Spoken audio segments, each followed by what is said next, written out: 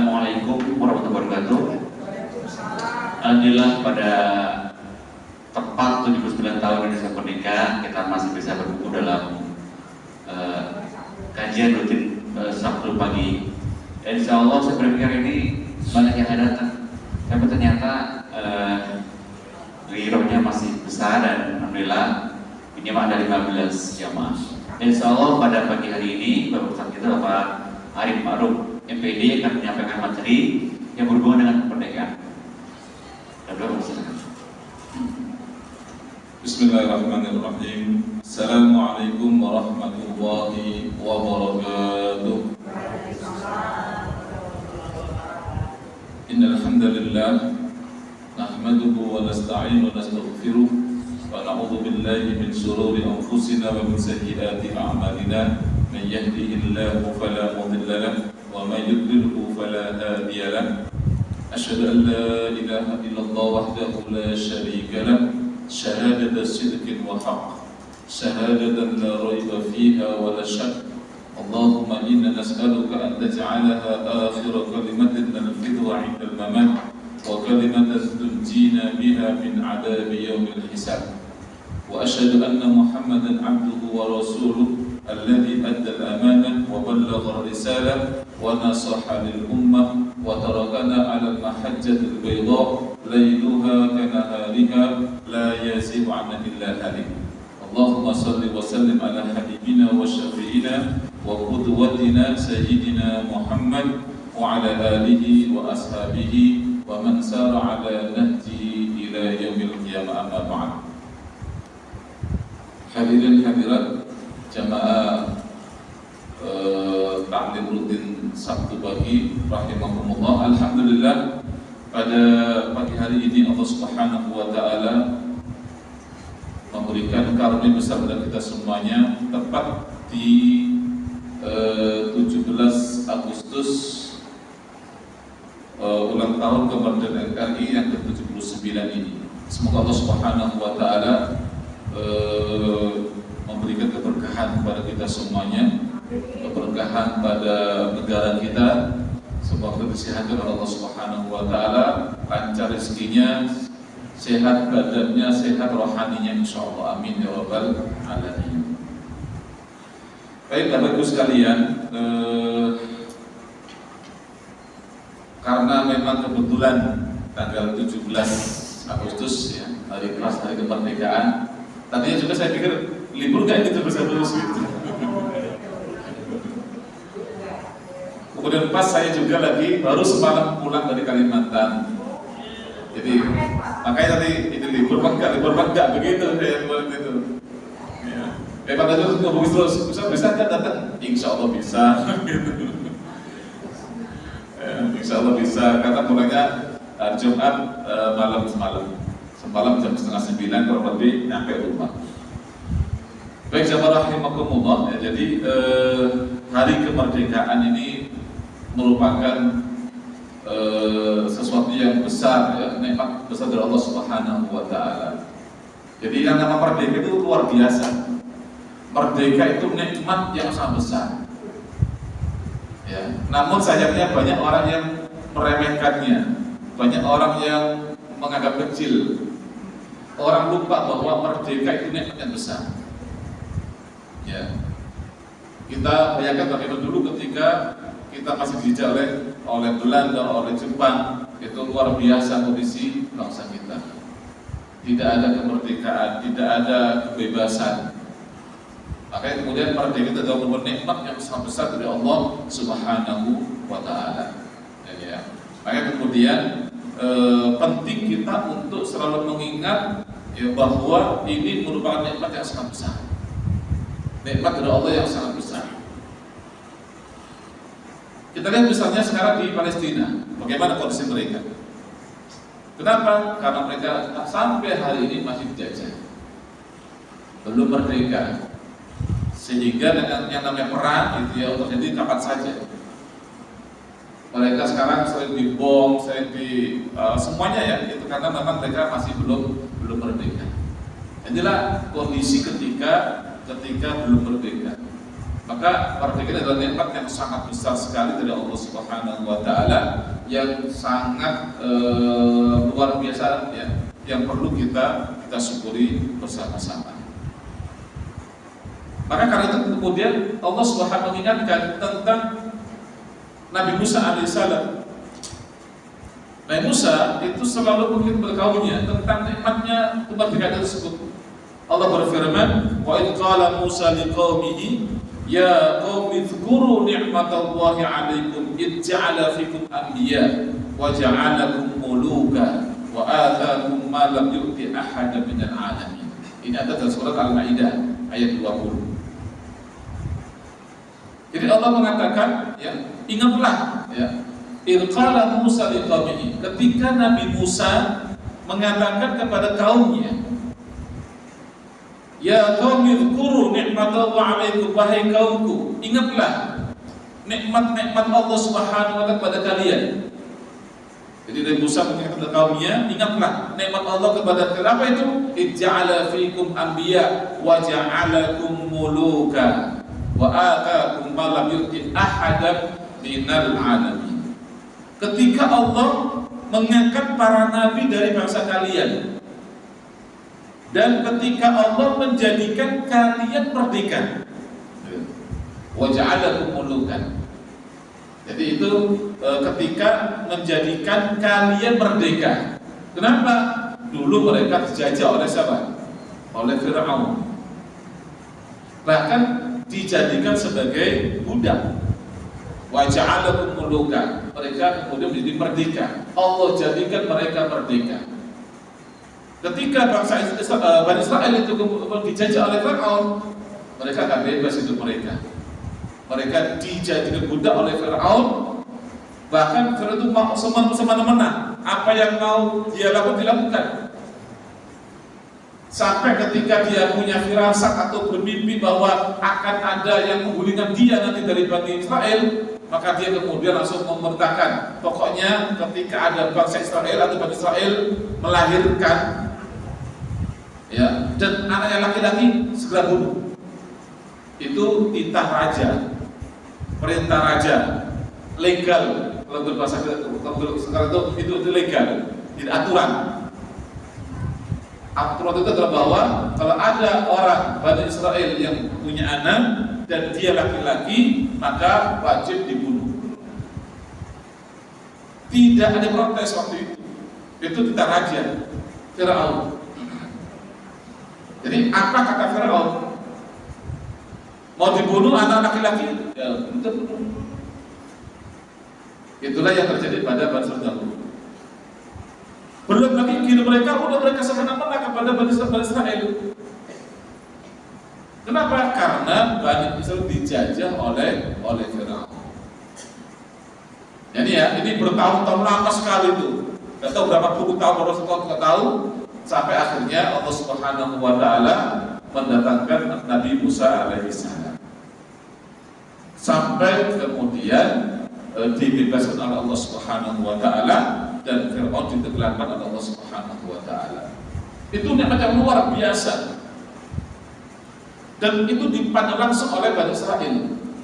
Bagaimana Fir'aun tenggelam itu dipandang langsung oleh Bani Israel. Dan mereka dikasih kalau Allah Subhanahu wa taala bisa melewati lautan, terbelah lautan sehingga mereka bisa menyeberang lautan. Itu mereka lihat sendiri dan mereka rasakan sendiri. Sampai mereka bebas dari lautan tersebut, nyebrang lautan, lalu kemudian lautan tutup kembali dan itu menghanyutkan atau menenggelamkan Fir'aun dan tentaranya. Itu mereka lihat sendiri. Makanya Rasulullah Nabi Musa katakan, ya, udhkuru ni'matallahi 'alaikum. Ingatlah kalian kepada nikmat-nikmat Allah Subhanahu wa taala ketika Allah menjadikan kalian itu merdeka. Jemaah hafizakumullah, maka sekarang demikian, lihat ya dulu bagaimana perjuangan para pendahulu kita, ya perjuangan Jenderal Sudirman bagaimana, pengorbanan Bung Tomo bagaimana, ya, dan semua para pahlawan terdahulu bagaimana dulu ada Ron Musa, ya kan, ada berbagai macam penindasan itu diterima oleh bangsa kita. Maka sekarang merdeka itu adalah merupakan nikmat yang sangat luar biasa. Inilah ya, merdeka adalah sebuah nikmat yang sangat luar biasa. Makanya kemudian perlu kita syukuri bersama sehingga akan menjadi negara yang berdaulat dan aman. Nah, inilah yang kemudian kenapa Nabi Ibrahim AS selalu berdoa untuk mendapat negeri aman. Itulah doa Nabi Ibrahim untuk negeri Mekah. Kata Nabi Ibrahim, "Idz qala Ibrahim, Rabbi ij'al hadzal balada aminan warzuqni wa baniya an na'budal asnam." Kata Nabi Ibrahim, ya Allah, ij'al hadzal balada aminan, ya Allah jadikan negeri ini aman ya Allah. Aman ya Allah. Itulah doa Nabi Ibrahim. Berdoa supaya Mekah itu aman. Artinya apa? Tak pernah terjajah. Negara yang tidak pernah terjajah adalah Mekah. Ya nggak pernah. Negara terjajah nggak pernah. Dulu orang-orang Eropa, orang Amerika menjajah kemana-mana. Mulai Inggris, Spanyol, Belanda, sampai Jepang, dan negeri yang lain itu semuanya menjajah semuanya kemana-mana, sampai ke Indonesia, sampai ke Malaysia, sampai ke semuanya daerah, semuanya. Dan Mekah nggak pernah tersentuh oleh mereka. Kalau negeri penjajah itu nggak pernah. Ini karena doa Nabi Ibrahim, Rabbi ij'al hadzal balada aminan. Ya Allah, jadikan negeri Mekah ini aman, tak pernah terjajah, tak pernah tertindas. Itulah negeri Mekah.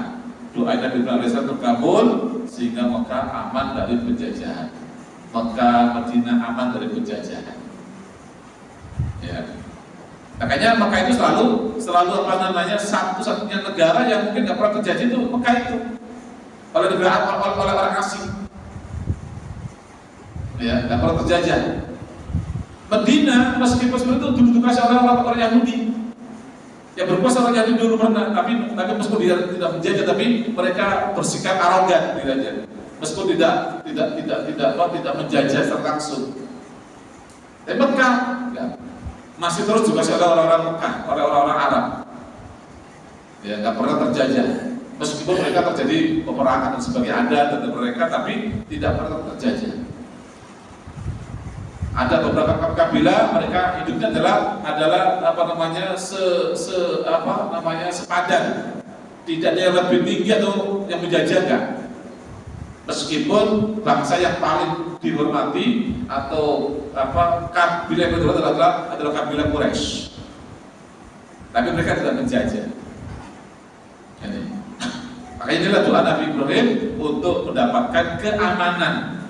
Karena aman itu adalah bagian yang sangat penting dalam kehidupan. Kenapa aman? Karena dia bebas, tidak terjajah. Ketika terjajah sudah nggak pernah aman. Ya, jelas doa Nabi Ibrahim, ij'al hadzal balad aminan waj'alni wa baniya an na'budal asnam. Lalu doa yang kedua adalah waj'alni wa baniya an na'budal asnam, dan jauhkanlah saya dan keturunan saya dari menyembah berhala. Ini doa Nabi Ibrahim supaya kita jauhkan dari penyembahan kepada berhala. Ya. Nah ini apa namanya? Ini para ulama khilaf ini apakah dikabulkan itu tidak? Karena pada hakikatnya seperti bapaknya Nabi Muhammad SAW itu nggak punya berhala juga, meskipun hidup di sekitar banyak berhala. Ya, tapi Nabi Muhammad tidak punya berhala, meskipun waktu itu hidup di sekitar orang-orang yang menyembah berhala. Tapi pada adalah bahwa wajibun ibadahnya, jauhkanlah saya dan anak saya, itu minimal. Arti minimal itu, atau juga bisa dilihat saya dan keturunan saya.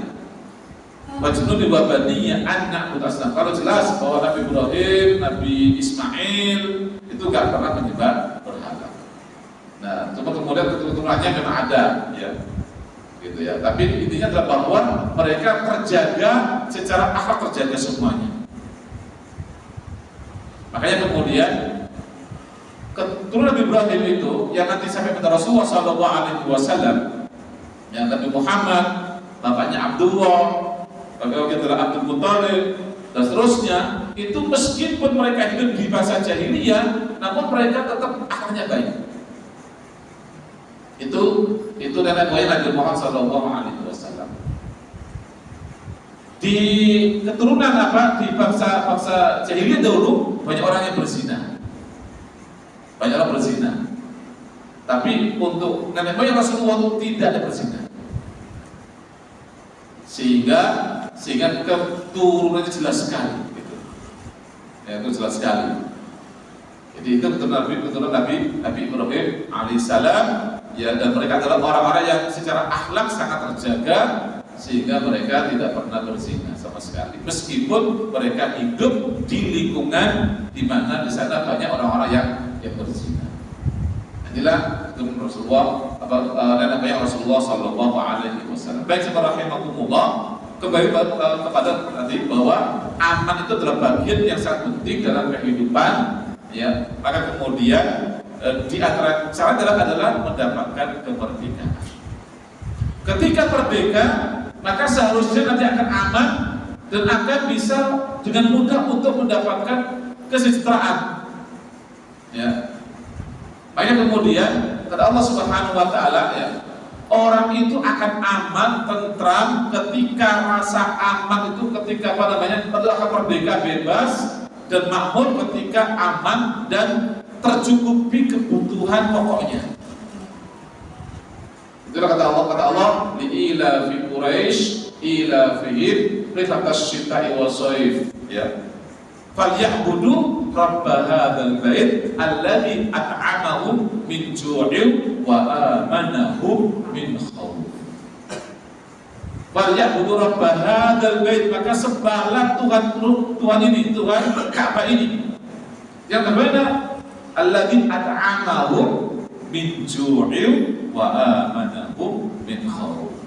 Yang memberikan makan, ya, yang memberikan makan dari kelaparan, wa amanahum min khauf, dan memberikan rasa aman dari rasa ketakutan. Nah, coba rahimakumullah, makanya kemudian pemimpin atau negara kalau sudah bisa mengentaskan dari kemiskinan, ya,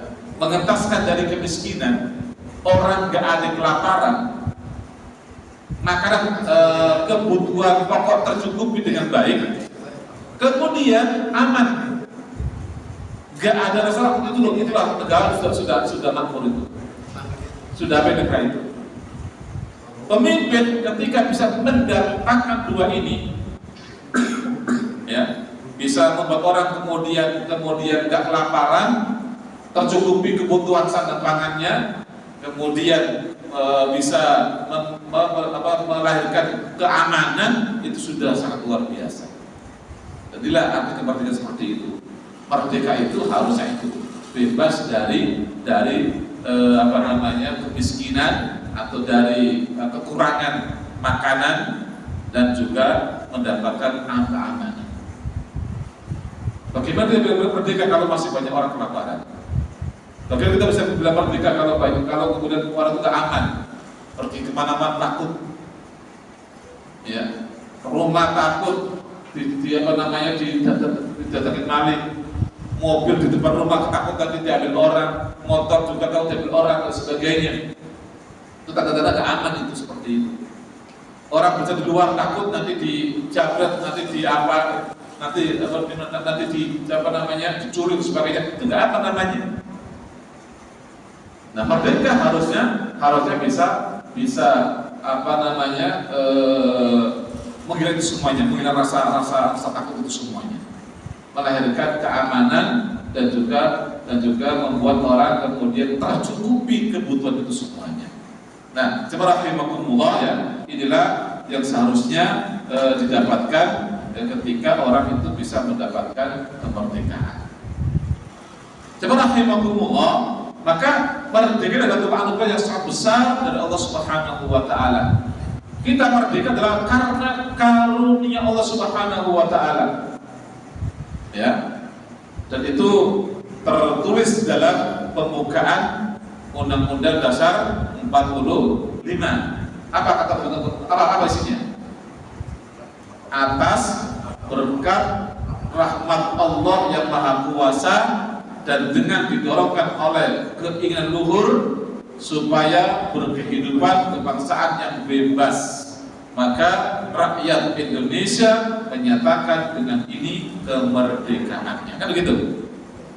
Pembukaan undang-undang tersebut itu menunjukkan bahwa dan apa yang kita para pendiri bangsa ini itu menyadari itu merupakan nikmat dari Allah Subhanahu wa taala. Anugerah dari Allah Subhanahu wa taala. Baik Bapak Ibu sekalian, waktu itu siapa yang kita merdeka? Ya, dijajah oleh Belanda 350 tahun, dijajah Jepang 3,5 tahun. Waktu itu bangsa Indonesia sudah berjuang lama dari dulu, sudah berjuang, nggak pernah bisa merdeka. Tapi apa kata Allah Subhanahu wa taala? Jepang yang lagi menjadi Indonesia dibom oleh Amerika. Hiroshima, Nagasaki dan Hiroshima. Lalu Jepang kolek kan? Jadi kita itu bukan karena langsung karena kita terus berjuang. Memang ada usaha kita ada, tapi yang paling dominan adalah atas izin Allah Subhanahu wa taala. Allah Subhanahu wa taala, karena sekutu mengebom Jepang kolek, akhirnya menyerang, maka waktu itu kemudian bersegera bangsa Indonesia segera menyatakan kemerdekaan. Inilah rahimahumullah, ini menunjukkan bahwa ini betul-betul rahmat Allah Subhanahu wa taala. Ya, dan usaha yang waktu itu oleh para pendiri bangsa ini, pendiri negara ini, ya segera menyatakan kemerdekaannya. Tapi kalau itu nggak segera menyatakan kemerdekaan, datang lagi sekutu Inggris dan sekutunya, Amerika dan sekutunya, datang lagi Indonesia itu. Dan memang betul datang lagi memang akan menjadi kembali. Ya, 10 November itu kan luar biasa, itu adalah merupakan persoalan Bung Karno waktu itu bersama bangsa Indonesia mempertahankan kemerdekaan itu. Sudah merdeka mau dijalani oleh sekutu. Sehingga kita dengar, kita tahu bagaimana perjuangan tanggal 10 November itu. Nah, ini semua merupakan perjuangan luar biasa untuk merdeka. Kalau kemerdekaan harus dipertahankan. Dan alhamdulillah sampai hari ini kita merdeka secara fisik merdeka. Tidak dijajah lagi oleh bangsa-bangsa asing. Meskipun kemudian dalam kondisi ini kita masih perlu untuk mempertahankan dan untuk memerdekakan kembali dari kita masih dicekram secara ekonomi, masih dicekram secara politik dan sebagainya. Ini juga perlu kita pertahankan dan perlu kita isi merdeka ini dengan sebaik mungkin. Memang betul bahwa kita sekarang tidak dijajah secara fisik, ya betul. Tapi secara ekonomi, secara politik, kita masih dijajah oleh bangsa asing. Kita belum merdeka secara utuh sebenarnya. Meskipun secara fisik kita merdeka. Nah, rahimahumullah, maka kemudian perlu terus kita pertahankan, terus kita perbaiki supaya nanti kita bisa merdeka dengan merdeka yang seutuhnya. Ya, merdeka yang seutuhnya. Itu. Terutama merdeka secara pribadi dulu. Apa sih sebenarnya merdeka itu sesungguhnya? hakikat merdeka itu apa sebenarnya? Ya. Merdeka itu adalah ketika kita terbebas dari segala belenggu, ya, dan hanya mengabdi kepada Allah. Itu merdeka yang sesungguhnya. Maka kemudian secara pribadi kita harus merdeka dari itu semuanya. Ya, jadi apa namanya? Barang siapa yang tidak terbelenggu kepada siapapun dan hanya mengabdi kepada Allah, itulah namanya merdeka. Maka menghamba kepada Allah dengan seutuhnya, itulah merdeka yang sesungguhnya. Ya, jadi menghamba kepada Allah dengan seutuhnya dan tidak menghamba kepada yang lain, gak terbelenggu dengan itulah namanya merdeka yang seutuhnya. Makanya dikatakan bahwa al-ubudiyatu lillah hiya haqiqatul hurriyah. Faman lam yata'abbad lahu kana 'abidun li ghairihi. Jadi menghamba kepada Allah dengan yang sesungguhnya, itulah sesungguhnya hakikat kemerdekaan. Hakikat kebebasan yang seutuhnya. Ketika orang itu hanya menghamba kepada Allah. Kalau dulu kan ketika dijajah, orang kan menghamba kepada penjajah, menjadi budaknya penjajah, ya, takut kepada penjajah. Maka ketika kita bebas dari penjajah dan kemudian dilanjutkan dengan hanya menghamba kepada Allah, bebas dari segalanya, itulah namanya merdeka sesungguhnya. Itulah namanya al-ubudiyatu lillahi hiya haqiqatul hurriyah. Bahwa menghamba kepada Allah saja itulah sesungguhnya hakikat kebebasan. Hakikat kemerdekaan itu di situ. Maka faman lam yata'abbad lahu kana 'abidan li ghairihi. Maka barang siapa yang tidak menyembah kepada Allah, maka sesungguhnya dia menghamba kepada selainnya. Ya, kepada selain Allah Subhanahu wa ta'ala. Maka Ibnu Qayyim rahimahullah pernah mengatakan, ya, harabu minar rizqi alladhi khuliqu lahu fabulu birizqil nafsi wasyaitan. Kata beliau, ya, orang-orang terjajah itu adalah orang-orang yang lari, ya, dari pengabdian kepada Allah Subhanahu wa ta'ala. Di mana manusia itu diciptakan oleh Allah itu aslinya hanya menghamba kepada Allah. Wa ma khalaqtul jinna wal insa illa liya'budun. Jadi manusia itu diciptakan itu hanya untuk mengabdi kepada Allah saja. Tidaklah kami diciptakan jin dan manusia kecuali supaya hanya mengabdi kepada Allah. Ya, itulah hakikat sesungguhnya cipta manusia. Bahwa manusia itu diciptakan adalah untuk menghamba kepada Allah. Ketika manusia lari dari menghamba kepada Allah, menghindar dari menghamba kepada Allah Subhanahu wa ta'ala, kata Ibnu Qayyim, famulu birizqin nafsi wasyaitan. Ketika manusia itu lari dari menghamba kepada Allah, maka mereka akan ditimpa musibah dengan mengabdi kepada setan dan kepada hawa nafsu. Ketika manusia lari dari menghamba kepada Allah, maka dia akan mengabdi kepada hawa nafsunya dan kepada setan. Nah nih, maka sesungguhnya merdeka yang sudah adalah ketika terbebas dari belenggu semuanya dan hanya mengabdi kepada Allah Subhanahu wa ta'ala. Jelas kalau orang terjajah, ada bangsa asing dijajah, jelas dia tidak akan bisa bebas menyembah Allah. Bebas. Dia harus menyembah kepada penjajah itu sendiri. Makanya kemudian penjajah harus dihilangkan. Maka manusia nanti bisa tidak terjajah lagi dan tidak bebas untuk menyembah Allah Subhanahu wa ta'ala. Ya.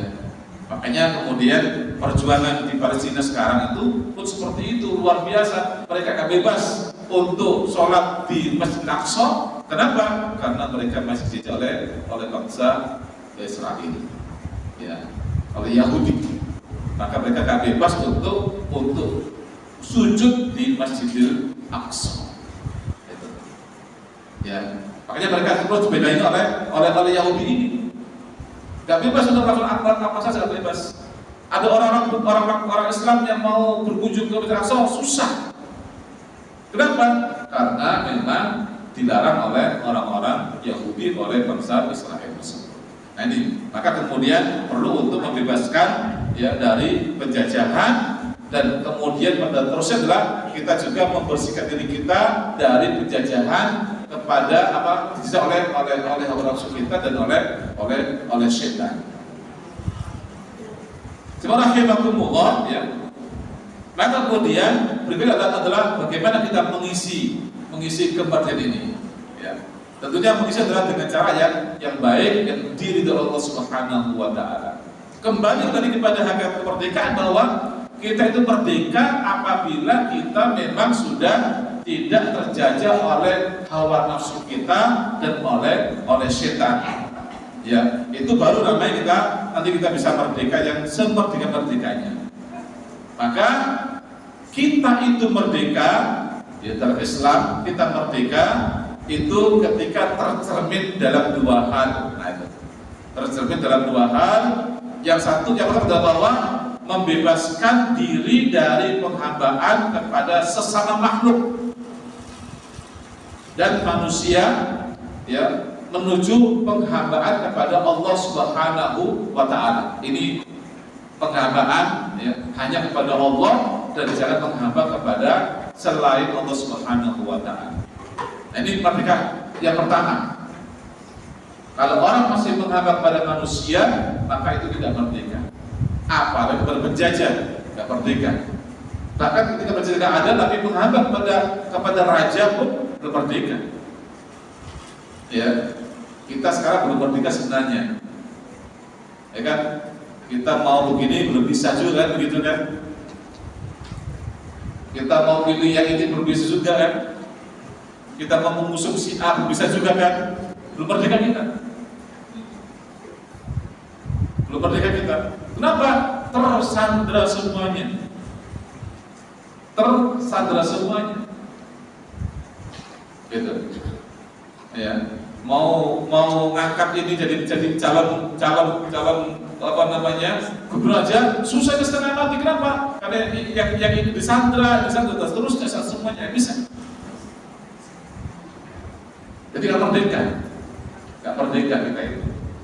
Untuk pilih si aja susah, itu kan?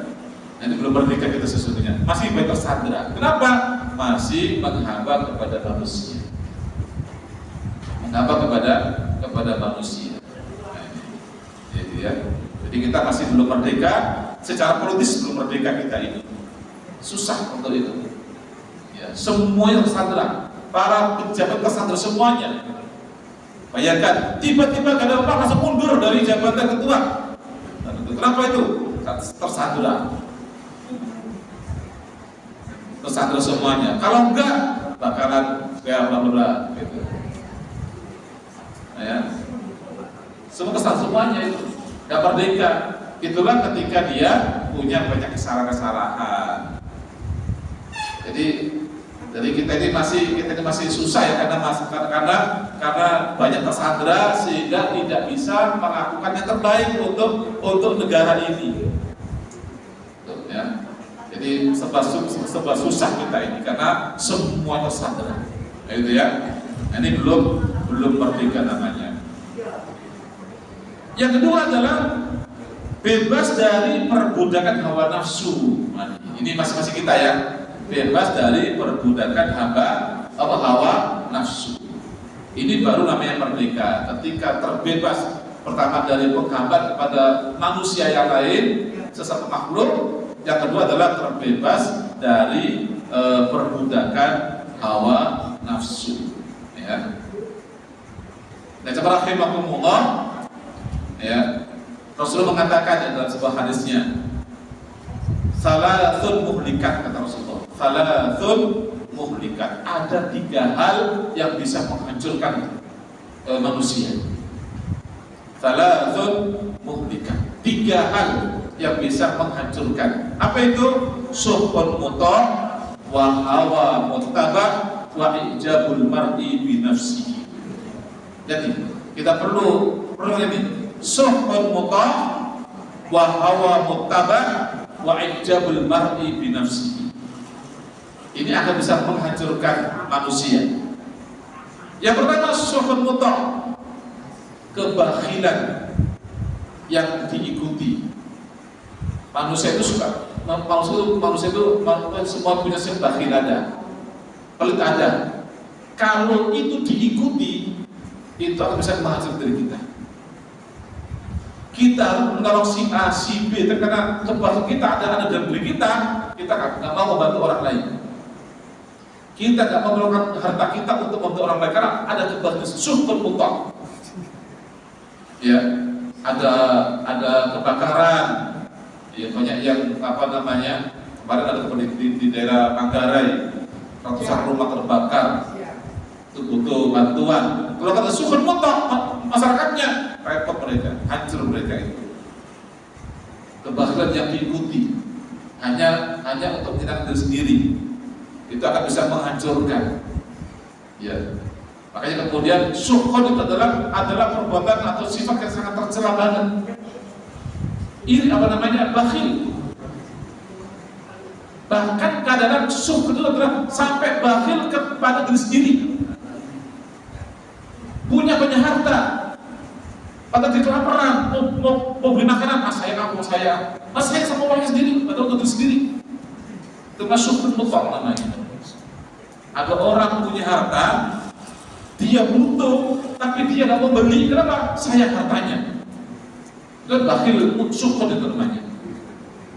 Ya, ada begitu Mas ya. Dia cuma suka menunggu harta, senang karena hartanya tertimbun banyak. Padahal itu mau dikeluar untuk diri sendiri, itu dia bakhil. Ya, bakhil. Jadi ini namanya suhud muta'. Itu akan menghancurkan diri kita. Uang ada, keluarga butuh bantuan tapi tidak tahu, saya punya dibalik. Ada nggak begitu? Ada. Itu adalah suhud muta'. Ini akan bisa menghancurkan kita semua. Yang kedua adalah hawa muttaba', hawa nafsu diikuti. Semua keinginan, ini kebalikannya nih. Semua keinginan diikuti semuanya, pokoknya demi menyenangkan dirinya sendiri. Hawa muttaba', itu juga bisa menghancurkan. Kalau suhud muta', terlalu sayang dengan harta dia, sampai diri sendiri pun gak dikasih gitu. Uang ada, harta ada, tapi gak mau. Udah ke dokter, mahal bisa ke dokternya, sayang duitnya. Berarti dia butuh pengobatan. Ada nggak begitu? Banyak. Sayang dengan duitnya, padahal dia butuh untuk diobati. Ya, itu suhud muta'. Kalau memang dia harus diobati, harus diobati, meskipun dia butuh banyak harta. Harta kan cari lagi. Ya, tapi kan kalau suhud muta' seperti itu. Ya, nah itu. Ya, yang kedua adalah hawa muttaba', hawa nafsu yang diikuti. Ini kebalikannya. Pokoknya demi kesenangan dia terus, apapun dilakukan, sampai yang haram pun tendang, ya, harus diterjang semuanya karena untuk bisa menyenangkan dirinya. Itu hawa muttaba', hawa nafsu yang terus diikuti. Ya, nah ini membahayakan kita. Makanya ini ketika orang itu kemudian terbelenggu dengan hawa nafsu, udah, ini dia nggak merdeka. Dia tidak merdeka karena dia terbelenggu oleh hawa nafsunya. Dia tahu mana yang baik, karena hawa nafsunya dia nggak bisa mengangkat itu. Ya, orang itu tahu zina itu nggak baik, ya kan? Tapi orang masih zina, kenapa? Nggak bisa mengangkat hawa nafsunya. Orang itu tahu bahwa ibadah itu baik, tapi kenapa? Hawa nafsunya ingin tidur, hawa nafsunya nggak mau capek, akhirnya tidak mau beribadah kepada Allah. Hawa nafsu. Ya. Jadi jamaah rahimakumullah, ini hawa nafsu ini sangat berbahaya kalau tidak direm, karena ketika dikekang itu berbahaya. Apalagi sampai manusia itu kemudian menjadi menjadi budak hawa nafsunya. Ya, menjadi budak hawa nafsu. Apapun yang diinginkan harus terpenuhi. Ya. Mau beli ini harus diikuti. Sampai utang-utang, masuk ikut pinjol katanya. Nah, gitu kan? Kenapa? Hawa nafsu itu semuanya. Ya, hawa nafsu itu semuanya, sehingga jadi ada yang bunuh diri, ya kan? Kenapa? Karena hawa nafsu tidak bisa ditekan, dikutuk terus hawa nafsu tersebut. Nah inilah agak merdeka ini, seperti itu. Karena menjadi dibelenggu oleh hawa nafsu, tidak merdeka. Baik, kemudian dalam Islam ini adalah bahwa merdeka itu adalah ketika kita bebas dari belenggu hawa nafsu kita. Kita tahu mana yang baik, mana yang buruk, dan kita bisa mengikuti yang baik dan meninggalkan yang buruk. Itu doa kita, Allahumma arinal haqqa haqqa warzuqna tibaa wa arinal batila batila warzuqna ijtinaba. Ya Allah, perlihatkan kepadaku yang baik itu baik, dan berilah aku rezeki untuk bisa mengikuti yang tersebut. Dan tunjukkan aku ya Allah yang batil itu batil, dan berilah aku kemampuan untuk bisa meninggalkan yang batil tersebut. Ya, jadi orang kadang-kadang tahu ini batil, ini tidak baik, tapi dia tidak bisa menghindarinya. Banyak begitu kan? Ya, ini gak baik ini, tapi kita gak berdaya untuk meninggalkan itu. Kenapa? Hawa nafsu itu terus mengajak kita mengajak berbuat buruk tersebut. Ini namanya gak merdeka itu dari hawa nafsunya, terbelenggu oleh hawa nafsunya, sehingga tidak bisa memilih yang baik dan meninggalkan yang buruk. Hawa nafsu. Ya, itu. Makanya kemudian banyak orang-orang itu yang kemudian menyesal karena dia mengikuti hawa nafsu. Padahal tahu itu gak baik, tapi dia gak mampu untuk menghindarinya karena terbelenggu oleh hawa nafsu. Ini ya. Yang ketiga, wa ijabul mar'i binafsihi. Ini juga bahaya. Ijabul mar'i binafsihi, merasa udah paling hebat, pede dengan dirinya, terlalu pede. Ijabul, dari kagum dengan diri sendiri. Ya, ijabul mar'i binafsihi. Saya nggak butuh yang lain, nah gitu. Saya paling hebat, saya paling pede, tidak butuh yang lain. Itu juga berbahaya. Itu akan bisa mencelakakan, bisa merusak diri sendiri. Ijabul mar'i binafsihi. Jadi merasa bangga dengan diri sendiri, merasa hebat, kadang-kadang gak merasa butuh sama orang lain. Ijabul mar'i binafsihi. Ya, makanya kemudian jamaah rahimakumullah, kita perlu terus merasa tawadhu, dan kita harus merasa bahwa kita butuh banyak orang, butuh saudara, ya, butuh teman, ya, itu kita butuh semuanya, kita gak butuh. Ya, gitu. Ini ketika ada ijabul mar'i binafsihi, maka ini akan bisa menghancurkan kita, membuat kita nanti terlena dan sebagainya, karena kita karena kita tidak merasa butuh sama orang lain. Nah, jemaah rahimakumullah, ya, maka inilah kemerdekaan itu adalah akan terwujud dalam diri kita ketika kita tidak terbelenggu oleh manusia lain, tidak terkungkung oleh orang lain. Kita tidak kita bebas ya dari penghambaan kepada orang lain, dan juga kita bebas dari belenggu hawa nafsu kita. Itu bebas. Nah, tentunya kemudian kita harus mengetahui mana yang baik, yang kemudian bisa kita ikuti dan kemudian mana yang batil, lalu kita bisa tinggal semuanya. Inilah jamaah rahimakumullah ya, tentang prinsip kemerdekaan dalam agama kita. Nah, jamaah rahimakumullah, ketika kita merdeka itu bagaimana kita? Ya, Rasulullah SAW lihat dalam apa namanya dalam Al-Quran ya, dalam Al-Quran itu, ketika kita merdeka, ketika kita mendapat kemenangan, itu apa yang Allah perintahkan? Ingat Allah Subhanahu wa Ta'ala. Banyak bersyukur pada Allah, banyak bertasbih kepada Allah. Idza jaa nasrullahi wal fath wa ra'aitan nasa yadkhuluna fi dinillahi afwaja fasabbih bihamdi rabbika wastaghfir innahu kana tawwaba. Perintah Allah, ketika kamu merdeka, ketika kamu menang, kata Allah, fasabbih bihamdi rabbika wastaghfir. Banyak bertasbih, banyak istighfar. Banyak bertasbih, banyak istighfar. Ini yang seharusnya kita mengisi kemerdekaan itu. Banyak bertasbih, banyak istighfar.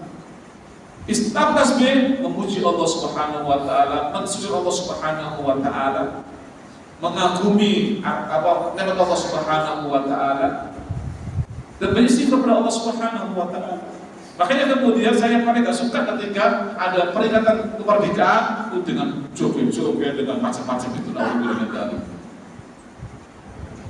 Merdeka kok malah begitu, ya kan? Merdeka malah menggunakan maksiat. Itu gak sesuai itu. Kalau merdeka ya malah banyak istighfar kepada Allah Subhanahu wa Ta'ala. Ya, itu.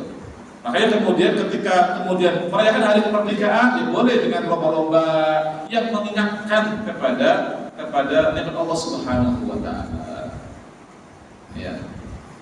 Itu. Tapi jangan kemudian malah membuat acara-acara yang mengundang kemaksiatan. Ya. Ini.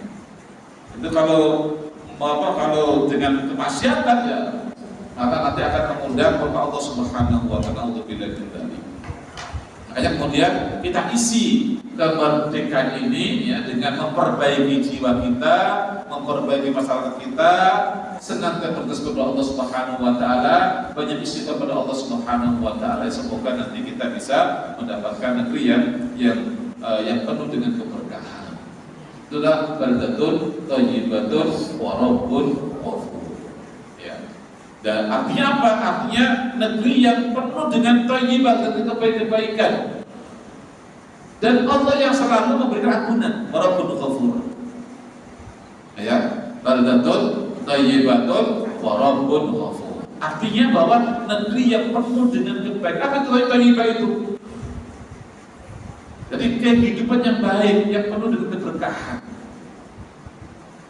Jadi kalau di dalam ayatnya adalah bahwa apa yang keluar dari bumi itu penuh keberkahan. Apa yang turun dari langit itu penuh dengan keberkahan. Hujan membawa berkah, bukan malah menghancurkan. Ya kan? Angin itu membawa enak seger, bukan malah membuat kerusakan. Air keluar dari bawah itu membuat keberkahan, membawa banyak kenikmatan, bukan membawa bencana. Itulah keberkahan, itulah baldatun thayyibatun. Ya. Nah, orang-orangnya pun baik semuanya, penghuninya baik semuanya, penuh dengan thayyibat, penuh dengan kebaikan. Ya, bebas semuanya dari berbagai belenggu-belenggu. Nah, wa rabbun ghafur, dan Allah itu Maha Pengampun, Maha Penyayang, Maha Pengampun. Artinya apa? Bahwa manusia itu kalau berdosa, itu Allah mengampuninya. Artinya dosa-dosa yang biasa. Manusia itu kalau dosa kan itu melamai manusia pasti berbuat dosa. Tapi Allah mengampuninya. Dosanya dosa karena alpa, karena memang sebagai manusia memang memang seperti itu gitu. Tapi Allah mengampuninya. Allah mengampuninya. Ya, manusia berdosa itu biasa kalau masih diampuni oleh Allah Subhanahu wa taala. Gak ada manusia yang berdosa. Ya. Gitu. Gak ada manusia yang berdosa. Tapi Allah mengampuni terus. Itu berarti dia adalah masih dalam keberkahan Allah Subhanahu wa taala. Inilah yang kita harapkan menjadi atau memiliki negara yang baldatun thayyibatun wa rabbun ghafur. Nah, jemaah rahimakumullah, maka tidak merdeka kalau belum sampai seperti itu. Ya, makanya siapa namanya? Taufik Ismail ya, apa namanya? Seniman ya. Seniman itu beliau membacakan sebuah puisi yang apa namanya, yang lucu banget ya, yang ini tentang kemerdekaan itu. Saya kemarin membacanya, banget ini gitu. Ya, dia begini, negeri ini masih dicekik oleh ribuan triliun utang berbunga haram. Jika negeri ini telah mampu melunasi hutang itu, silakan teriak merdeka. Kalau belum, maka lebih baik diam dan berpikir. Malu kita, kata dia. Banyak anak negeri yang hanya jadi bambu di negeri orang. Mereka seringkali disiksa dan dianiaya. Jika negeri ini belum mampu memulangkan mereka, memberi pekerjaan layak dan mensejahterakannya, maka jangan tidak merdeka. Malu kita, kata dia. Negeri ini adalah negeri yang memiliki kekayaan alam yang luar biasa, namun dikelola oleh orang lain.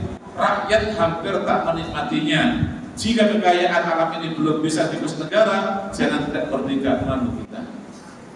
Ya, kemiskinan dan pengangguran semakin meluas, terasa berat untuk bisa hidup layak. Bahkan harga-harga terus merangkak naik, ditambah pajak yang kian mencekik. Jika masih meluas kemiskinan, jangan tidak merdeka. Malu kita. Ya. Anak negeri tengah terjebak dalam tatanan moral, narkoba merajalela, seks bebas dia menyasar siapa saja, produk beraksi dan pornografi makin menggila. Jika anak bangsa masih amoral, jangan teriak merdeka. Malu kita. Dan seterusnya, beliau banyak sekali tentang masalah itu. Bahwa artinya merdeka kita belum merdeka secara hakikat, belum merdeka. Ya, masih tadi terbelenggu dengan hawa nafsu. Ya. Jadi banyak narkoba, banyak porno aksi, banyak pornografi, banyak perzinahan, banyak itu kan namanya ikut hawa nafsu. Terbelenggu oleh hawa nafsu. Orang masih suka korupsi, itu kan hawa nafsu. Ya kan? Itulah maka ketika masih terbelenggu oleh hawa nafsu, tidak akan merdeka. Ya kan, merdeka. Bersama rahimakumullah, maka inilah kemerdekaan yang hakiki ya, adalah kita harus bebas dari belenggu hawa nafsu. Apalagi yang terbelenggu hawa nafsu adalah para pemimpin, repot itu. Ya kan? Para pemimpin, para pejabat, repot kalau terbelenggu dengan hawa nafsu. Dan akan kalah dengan hawa nafsunya. Maka tidak akan pernah merdeka. Mereka akan merdeka dan membuat rakyatnya akan merdeka juga. Ketika mereka terbelenggu oleh hawa nafsu. Nah, ini sama rahimakumullah ya. Maka kita isi pada ini dengan sebaik-baiknya ya. Ya, alhamdulillah kita ini bagi dari musim pernikahan ini kita ngaji bersama-sama. Ya, insyaallah ini adalah kebaikan. Fasabbih bi rabbika wastaghfir ya.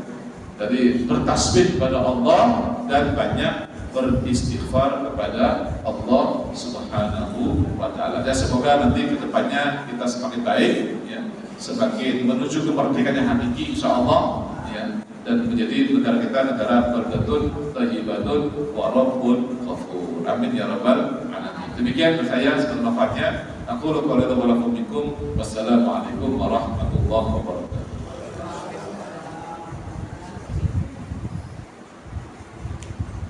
Terima kasih.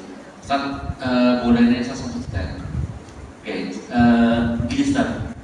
Tadi kan dikatakan bahwa kemerdekaan itu terbebas dari penyembahan selain Allah. Nah itu kan hakikatnya kan macam-macam nih yang namanya orang tuh menghambat saja. Kadang-kadang kan mungkin nggak secara fisik pada perseorangan, tapi ada juga misalkan kerja pada saat azan terdengar masih meeting terus atau hal yang serupa. Apa?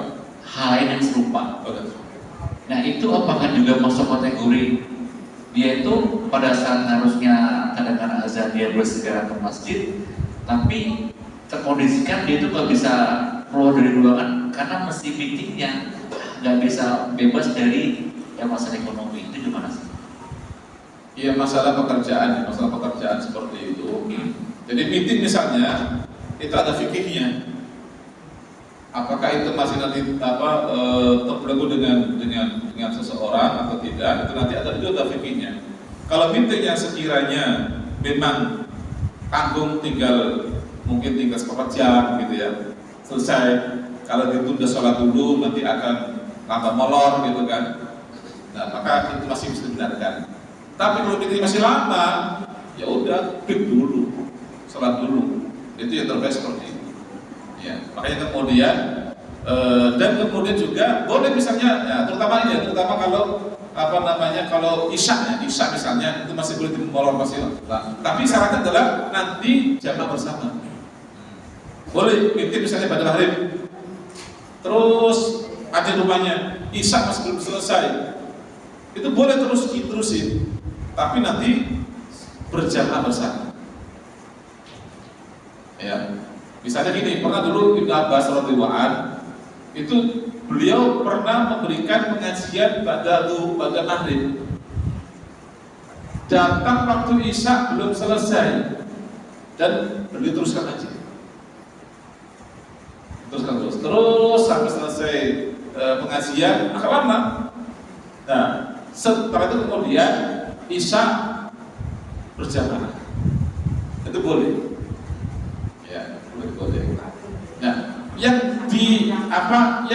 perlu diperhatikan adalah ketika waktu yang pendek itu harus diperhatikan. Maghrib misalnya, ya maghrib belum selesai, meetingnya belum selesai, itu jangan itu waktu sebentar itu segera aja selesai langsung sholat maghrib. Atau kalau masih lama, break dulu aja, maghrib dulu. Nah begitu. Intinya bisa itu ada fikihnya. Yang penting adalah jangan sampai menelantarkan waktu sholat atau tidak menunjukkan waktu sholat. Itu pentingnya ya. Dan itu ada fikihnya ketika berjamaah. Nah, ketika kita sendirian ya sebaiknya langsung tunda aja untuk yang lain untuk sholat. Ya. Tapi kalau meeting terkait dengan banyak orang itu nanti ada fikihnya sendiri, yaitu nanti perlu diperhitungkan apakah masih lama atau sebentar.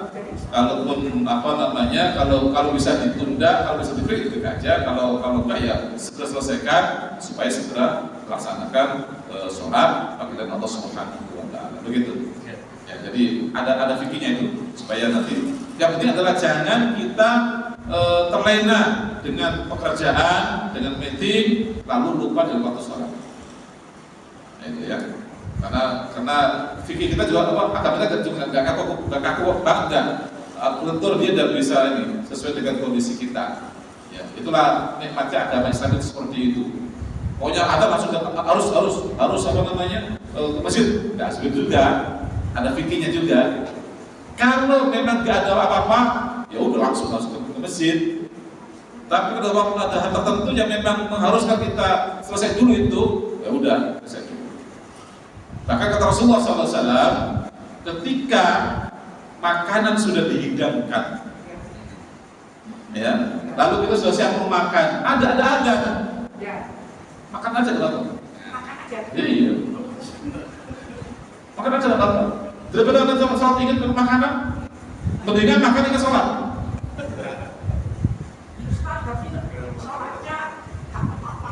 Apa?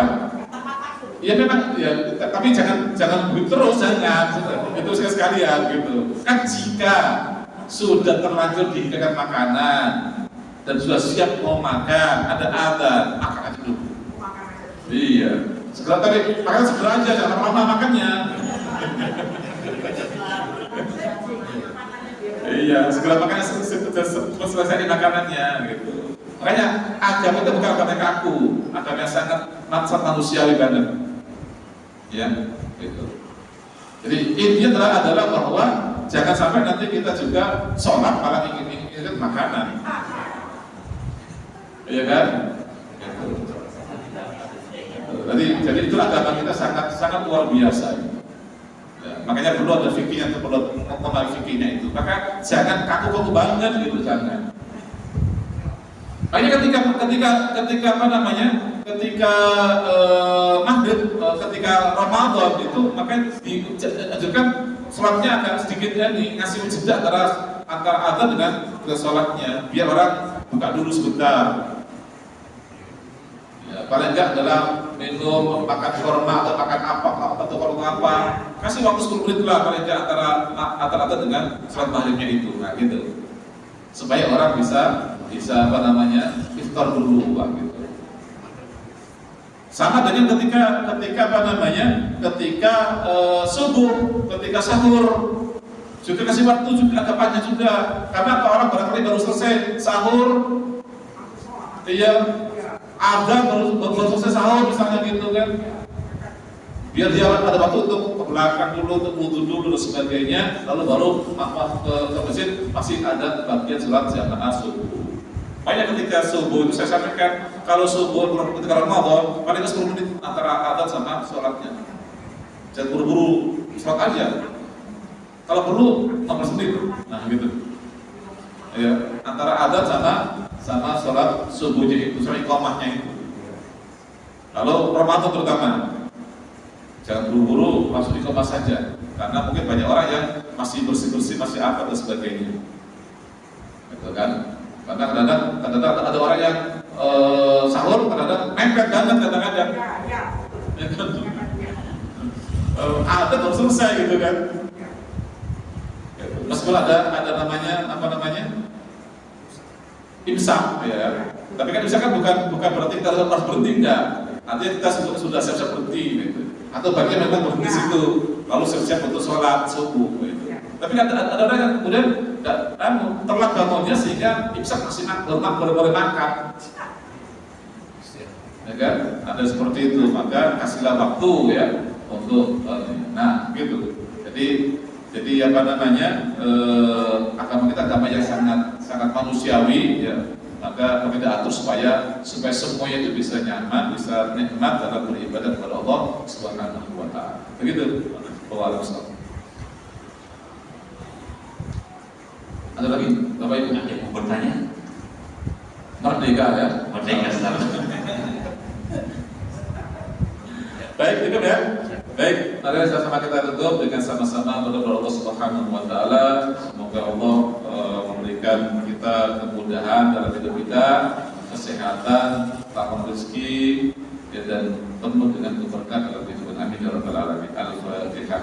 A'udzubillahi minasyaitonir rajim. Bismillahirrahmanirrahim. Alhamdulillahirabbil alamin. Arrahmanir rahim. Maliki yaumiddin. Iyyaka na'budu wa iyyaka nasta'in. Ihdinas siratal mustaqim. Siratal ladzina an'amta 'alaihim ghairil maghdubi 'alaihim waladdallin. Amin.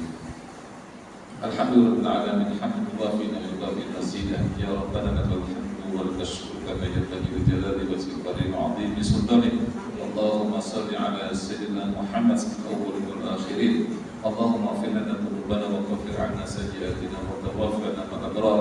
Allahumma ighfir lana wa liwalidina warhamhum kama rabbawna shighara. Allahumma ighfir lana wa liwalidina wa limasaikhina wa liasatidatina wa liqadatina rabbal alamin. Allahumma ighfir lahum warhamhum wa'afihim wa'afi rabbal alamin. Rabbana la tuzigh qulubana ba'da idh hadaytana wa hab lana min ladunka rahmah innaka antal wahhab. Rabbana hab lana min azwajina wa dhurriyyatina qurrata a'yun waj'alna lil muttaqina imama. Allahumma anfa'na bima 'allamtana wa 'allimna ma yanfa'una warzuqna ilman nafi'a wa zidna fahma wa atina hilman bi rahmatika ya arhamar rahimin. Rabbana atina fid dunya hasanah wa fil akhirati hasanah wa qina 'adzaban nar. Walhamdulillahi rabbil alamin. Assalamualaikum warahmatullahi wabarakatuh.